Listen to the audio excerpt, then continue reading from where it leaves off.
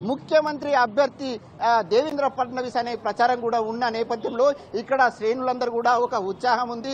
Thank you Anjaiah. ఒకసారి జీవీఎల్ నరసింహారావు ప్రస్తుతం మనతో పాటు జాయిన్ అవుతున్నారు, బీజేపీ సీనియర్ నేత ఎంపీ.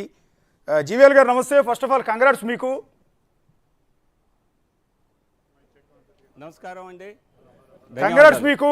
మహారాష్ట్రలో కనీ విని ఎరుగని రీతిలో ఒక రికార్డు స్థాయిలో దాదాపు 218 స్థానాలతో ఇప్పటికి లీడింగ్లో ఉన్నారు. ఆ సంఖ్య ఇంకాస్త పెరిగే అవకాశం కూడా కనిపిస్తోంది. ఈ స్థాయిలో గెలుపు ఎక్స్పెక్ట్ చేశారా మీరు? పెద్ద మెజారిటీతో గెలుస్తామన్నటువంటి ధీమా మొదటి నుంచి మాకుంది. ఒక భారతీయ జనతా పార్టీ రాష్ట్రంలో ఇచ్చిన పరిపాలన, కేంద్రంలో నరేంద్ర మోదీ గారి ప్రభుత్వం ద్వారా లభించినటువంటి సహాయ సహకారాలతో జరిగిన అభివృద్ధి అవి కారణమైతే ఈ మధ్యకాలంలో ప్రజలు చాలా స్పష్టమైనటువంటి ప్రజా తీర్పుని ఇస్తున్నారు. అన్ని రాష్ట్రాల్లో కూడా ఎటువంటి కన్ఫ్యూజన్కి తెరదీయకుండా ఒక మేజర్ గెలిచే పార్టీలకి పెద్ద విజయాన్ని చేకూర్చేలాగా పూర్తి సమర్థతను తెలియజేస్తున్నారు. ఆ విధంగా మహారాష్ట్రలో కూడా కనివిని ఎరుగని విజయం సాధిస్తామన్నటువంటి విషయం మేము భారతీయ జనతా పార్టీలో తప్పనిసరిగా విశ్వసించాం. నేను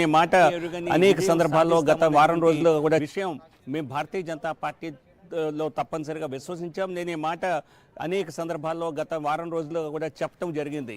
సో ప్రజా తీర్పు అన్నది చాలా స్పష్టంగా ఉంటుంది. పాజిటివ్ ప్రజలు ఒక అభివృద్ధి ఆధారంగా ఓట్ చేస్తున్నారు. సో ఇది ఒక పాజిటివ్ తీర్పుగా మేము దీన్ని చూస్తాం.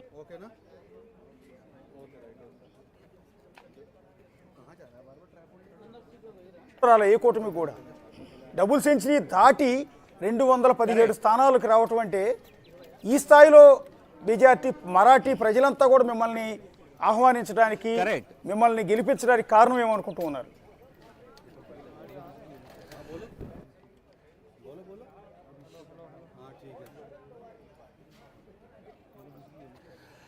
చూడండి, జనరల్గా అసెంబ్లీ ఎన్నికల్లో స్థానిక పరిస్థితుల ఆధారంగా, లోకల్ ఫ్యాక్టర్స్ ఆధారంగా, అక్కడ ఉన్నటువంటి అభ్యర్థులను ఆధారంగా చేసుకొని ప్రజలు ఓట్ చేస్తారు అన్నటువంటి ఒక ఆలోచన గతంలో ఉండేది.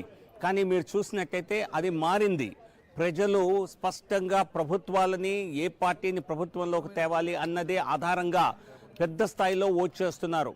సో కాబట్టి మీకు జనరల్గా అదే గనక లోకల్ ఫ్యాక్టర్స్ ఆధారంగా ఎన్నిక జరుగుతున్నట్టుంటే మరి ప్రతి నియోజకవర్గంలో వేరే ట్రెండ్ కనిపించేది.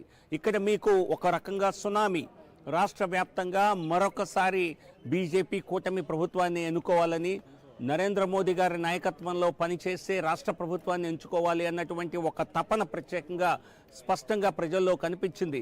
మీరు చూసినట్లయితే మన రాష్ట్రంలో ఎన్నికలు కూడా, ఆంధ్రప్రదేశ్లో ఎన్నికలు కూడా మరి కనివిని ఎరుగనటువంటి తీర్పుని ప్రజలు ఇవ్వటం జరిగింది.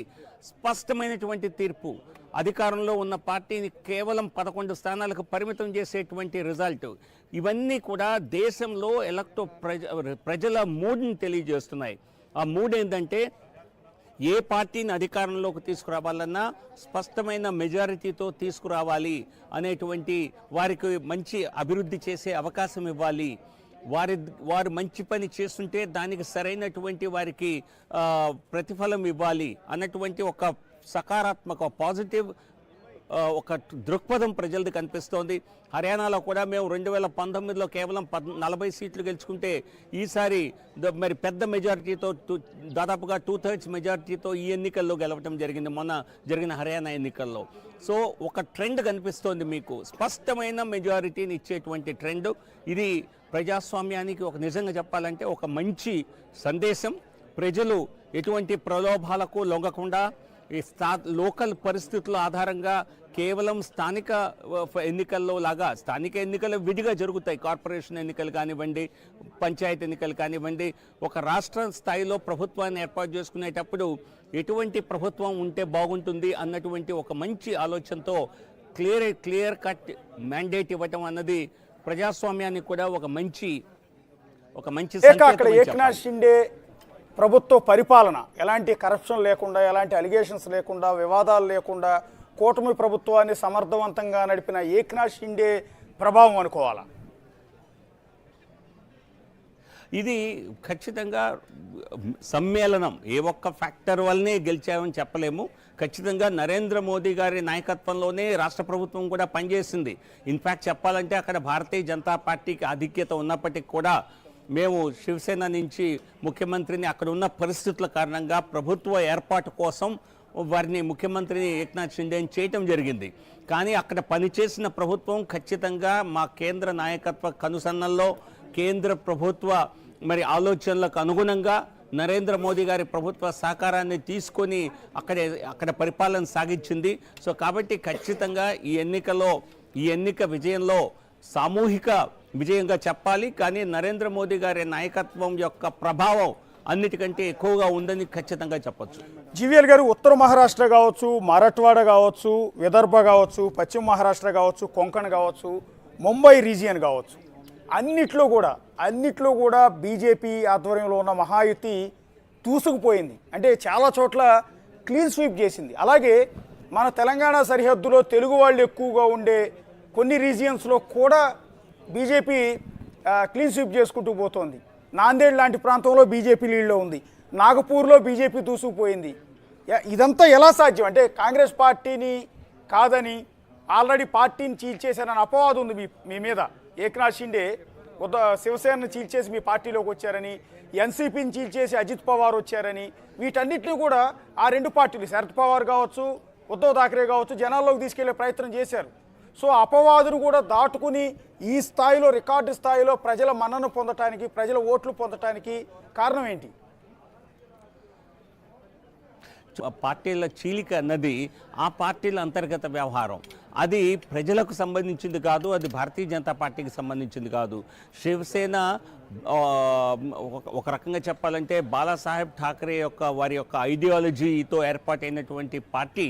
దాన్ని కాంగ్రెస్తో కలవటం కంటే నేను దాన్ని సముద్రంలో కలుపుతాను అన్నటువంటి ఆలోచన ఉన్నటువంటి వ్యక్తి బాలాసాహెబ్ ఠాక్రే.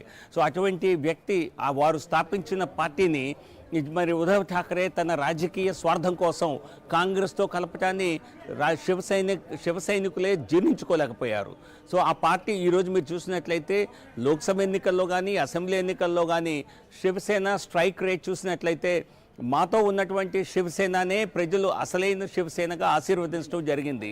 శివసేనతో భారతీయ జనతా పార్టీది దశాబ్దాల సంబంధం. సో కాబట్టి ఈరోజు ఉద్ధవ్ ఠాక్రేని ప్రజలు రిజెక్ట్ చేశారు. ఈ ఎన్నికల్లో ఖచ్చితంగా ఉద్ధవ్ ఠాక్రేను, శరద్ పవార్ గారిని ఆయన ఏదో రాజకీయ చాణక్యుడిగా అభివర్ణిస్తారు. ఈరోజు చూసినట్లయితే అజిత్ పవార్, మా కూటమిలో ఉన్నటువంటి అజిత్ పవార్ ఎన్సీపీ కంటే శరద్ పవార్ పార్టీకి 3వ వంతు సీట్లు కూడా రావటం లేదు. సో కాబట్టి మాతో ఉన్న పార్టీలనే అసలు పార్టీలుగా ప్రజలు గుర్తించారు. ఈ పార్టీలని శివసేనని, ఉద్ధవ్ ఠాక్రేని, శరద్ పవార్